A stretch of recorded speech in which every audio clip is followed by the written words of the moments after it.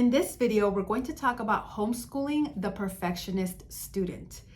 More so than just giving you little tips or strategies how to get through it, how to help them, we're going to do a little bit of a deep dive as to what's going on up here, how they got to be that way, and what you as a parent could do to really help them to have long-term success in life, not just getting through homeschooling, but really where you need to focus your attention to get them to redirect. What are you redirecting them to? That's very important. So that's what we're going to talk about today. So stay tuned.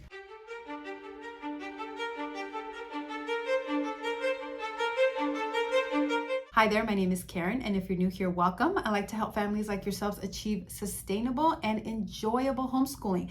And let's face it, no matter how dialed in you have everything with the curriculum, the Pinterest perfect homeschool room, this is one of those things that can really just throw a monkey wrench in the whole thing. Dealing with a student that has really rigid perfectionist issues, it will affect everything. So number one, let's talk about how they got to be that way, because yes, we do have a part of this. The best thing you could do with any kind of issue that comes up is to ask yourself, how have I caused this? And this is no exception. Babies come to us as a clean slate, and up until the age of 6, they are like a walking subconscious. They have no filters. There's nothing for them to be able to filter out and decide, this is me, this is not me. I think I'll take this on, I'll reject this. No, they're taking up everything that we're modeling for them. They are adopting our values, and it's actually something called identification, where they take on the traits of a parent that they really love, or it could also be a parent that they sort of really yearn for, long for, if they're more absent or they're distant. So either way, they're taking it from the parents. Now, this is not meant to be judgy and to condemn you, because guess what? My name is Karen and I'm a former perfectionist, okay?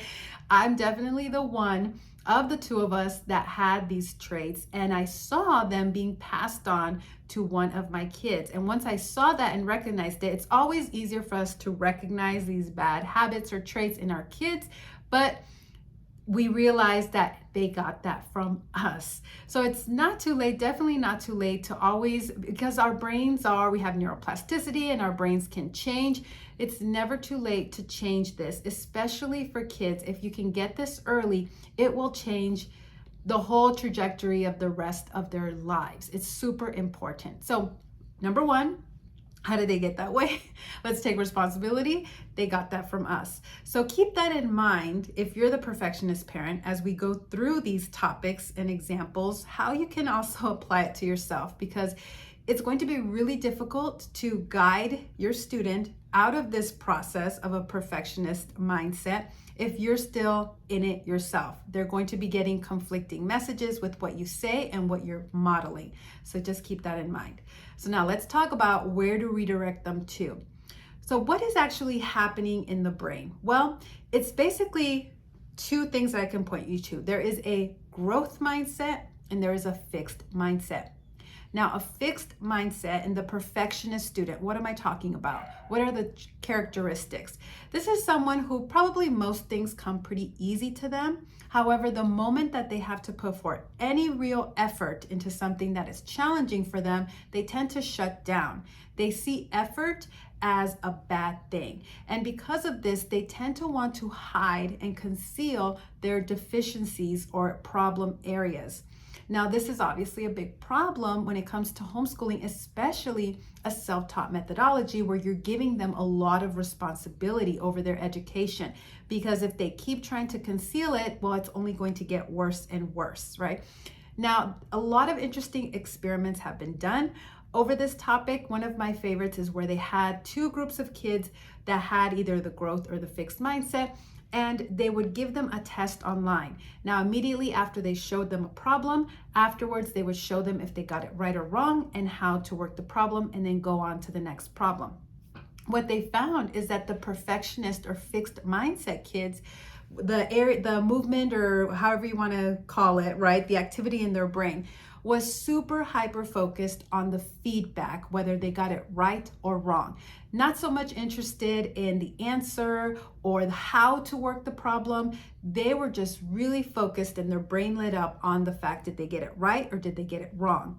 Now, if they got it wrong, you could see the performance start to tank. It would just really, I guess, just affect their self-confidence. Oh no, I got this wrong. And so it was a downward spiral where they would end the test a point lower than the other control group, the growth mindset.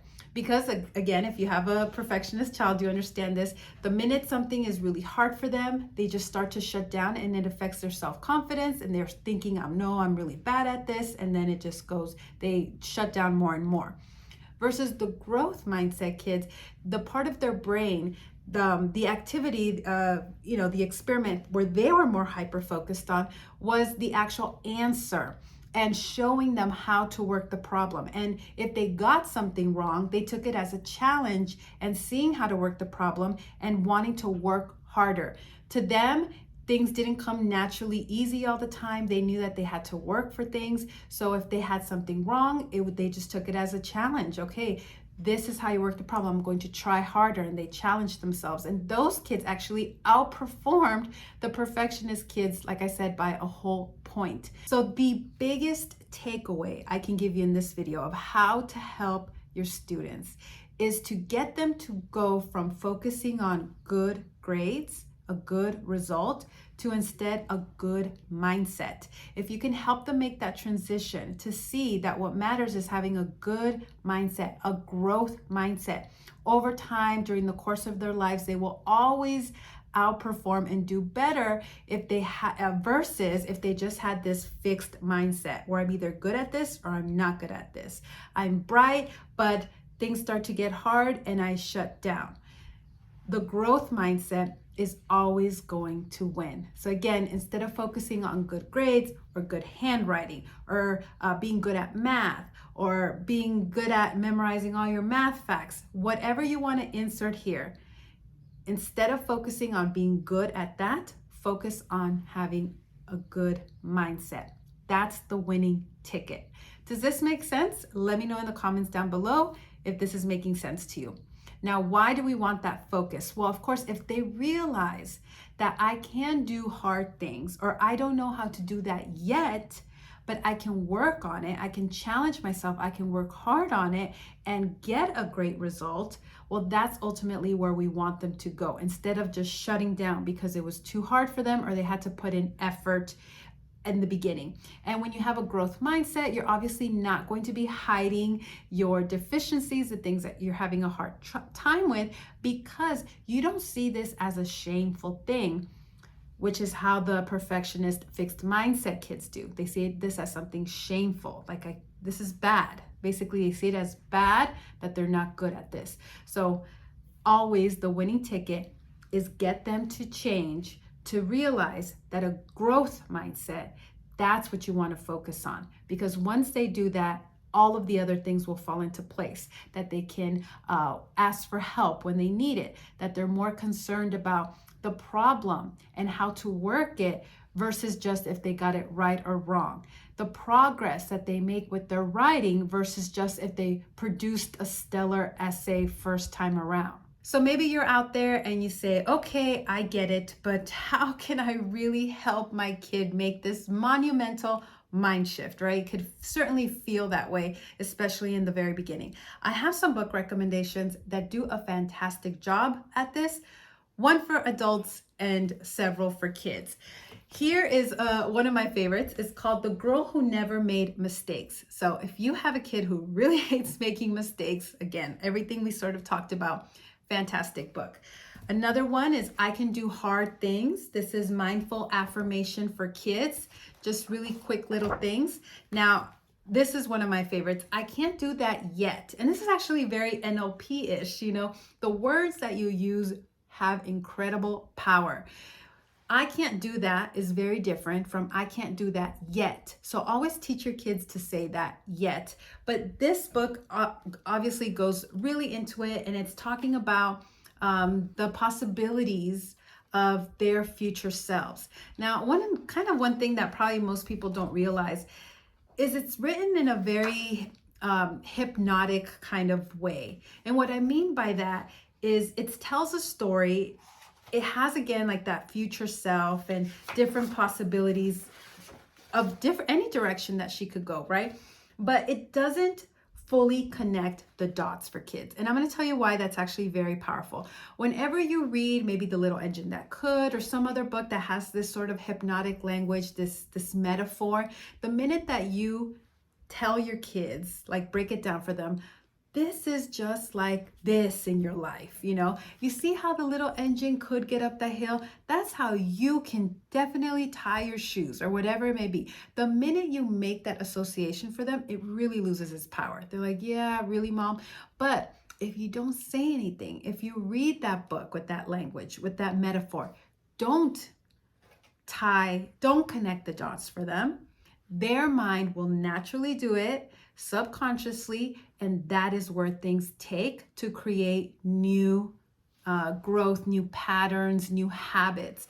So this book, it's very interesting. They did that with the whole future selves, but they didn't tie any they didn't connect any dots. So this is one of my favorites for that reason. It's just very cleverly written. I can't do that yet.